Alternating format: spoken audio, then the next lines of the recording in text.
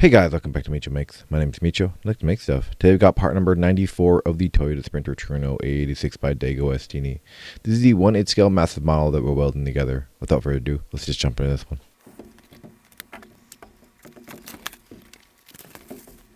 Alright, starting off, we've got our cover here. Got some frames. We've got our part, and we'll take a quick peek at it. And it looks like the back skin for the rear area, the rear bumper. So where the license plate would be housed, you can see the very cool Sprinter logo there, and the surround really for the rear tail lights. And we've got our magazine. All right, let's check out the magazine. All right, let's check it out. All right, as normally I checked it out a little bit off camera, but going through this section, this is about catchphrases of certain model vehicles, especially Toyota ones, and kind of go through all the different models there. I'll let you guys just pause the video and scan those if you'd like to read out about them.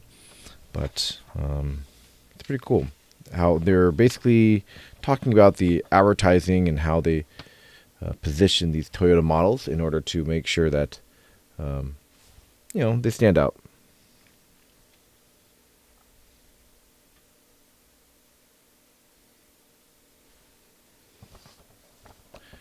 One in particular is this is the LS 400 Lexus, but they call the Celsior in Japan, but they use the LS 400 uses the TUZFE engine in there, the V8 4-liter V8, and in particular their catchphrase is like something like you wouldn't even be surprised you're like riding on air.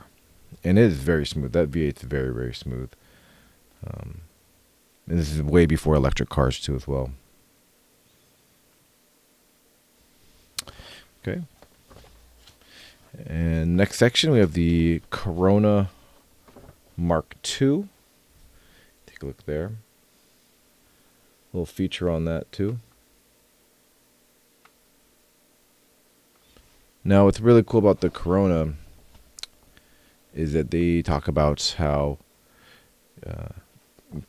basically, like, Toyota had a whole tiering system on how they wanted people to kind of look at their vehicles, and the Corolla is usually like the everyday man's car, the kind of worker's car. The Crown is like the executive car, and then the Corona was the kind of middle manager's car, right? The aspirational car. It's a little bit more luxurious, has a little bit more style as a Corona, but it's definitely not necessarily better, but it's definitely an upgrade from the Corolla. So the Corolla has always been viewed as a kind of a lower class, kind of entry level car. And then we roll right into the part here. We've got the rear kind of bezel area there. It looks like we're going to be installing the rear license plate lights too. Adding in the rear license plates. Oh, it looks like we're doing something down here too as well. I'll take a look and see what that is. We might have to be adjusting some screws on the bottom of the model. And a little section on EFI, which is something that I think is really nice. EFI, electronic fuel injection. Before, how if engines or just how car history was normally back in the day, everything was carbureted, and carbureted vehicles take a mixture of air and fuel through a design carburetor that actually regulates the amount of fuel and air that goes into the engine at the same time. And fortunately, carbureted engines take a lot of tuning. They take a lot of time. The weather, temperature change, how well the fuel mixture goes because of just different baffles. Stuff gets clogged if you use dirty fuel. So carbureted engines are normally, they're reliable. They're reliable for years, but they also have their limitations. And EFI really kind of changed that, where you had computers making that decision for you, and you can kind of see little diagrams there on how The difference of having baffling systems or different sensors detecting what different fuel ratios. So you have the EGR right there too as well. So cool. All right, take a look at that if you want to read up on it on EFI. All right, let's just jump right in the part.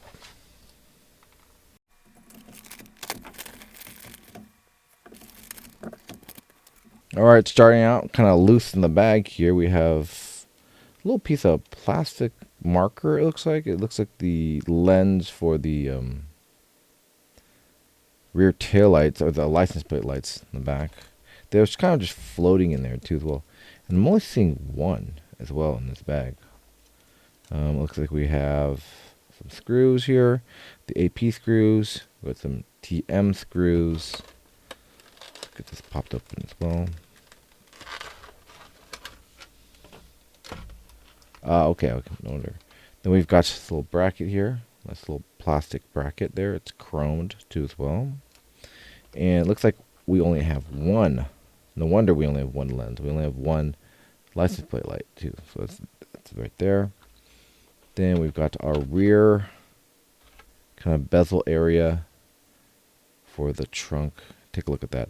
Now, this is metal. Nice and heavy, nice and hefty too as well. You can take a look at some of the castings they had on there. Really good quality, but it's kind of funny how what the heck happened here. It's like overspray, underspray. They just decide not to spray that. Now, obviously, it doesn't affect anything because it's on the back. And then this could be like even the clamping area where they had, kind of clamped for mass manufacturing too as well. But you can see how well that looks. And it's very, this part especially feels very solid in the hand, which is pretty cool. It is metal, but you can tell the quality too as well, the way that the stickers are lined up too as well. So that looks really good. Okay, let's get started. All right, first things first, we're taking actually our license plate light, and we're going to be inserting the little lens in there. There is a little tab that you can just press up against there. Is there going to be a light? There actually might be a light that goes in this, I believe. Yeah, that's actually quite possible. With all these lights on this specific model, I'm not surprised if this does light up now. The fact that there's a dome light too as well, that's bananas. So we've got that lens inserted on there. And then we take this on our back side here, and we just place this right in like so. Right there.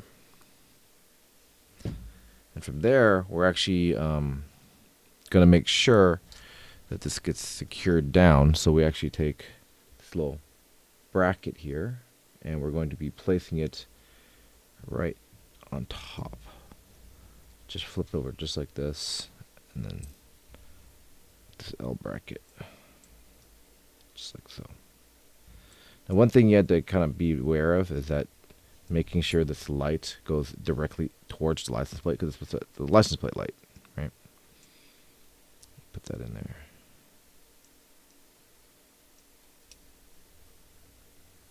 All right, hold that there real quick, and we get our TM screws and secure this down.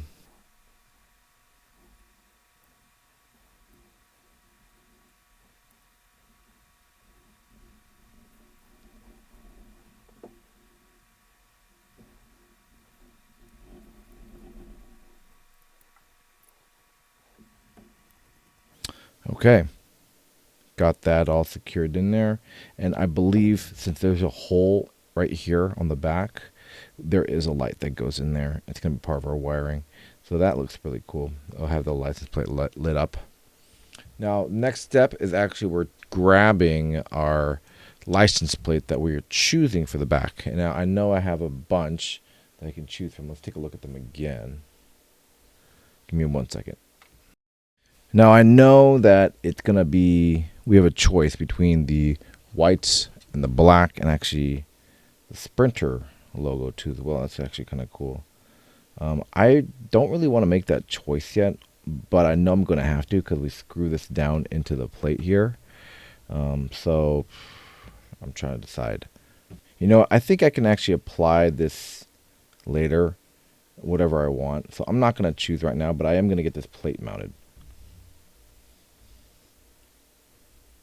So I will put these in my little storage area, the stickers, and I'll figure out what I want to do. I might even want to put a license plate, an actual license plate on there. I don't know. So put the plate on there, and we're going to need to grab some AP screws that were included.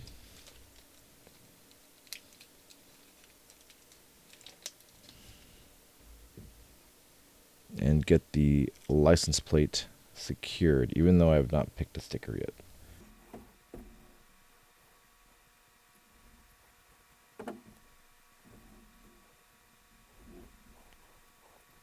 All right, there is the license plate frame kind of deal, ready to be mounted.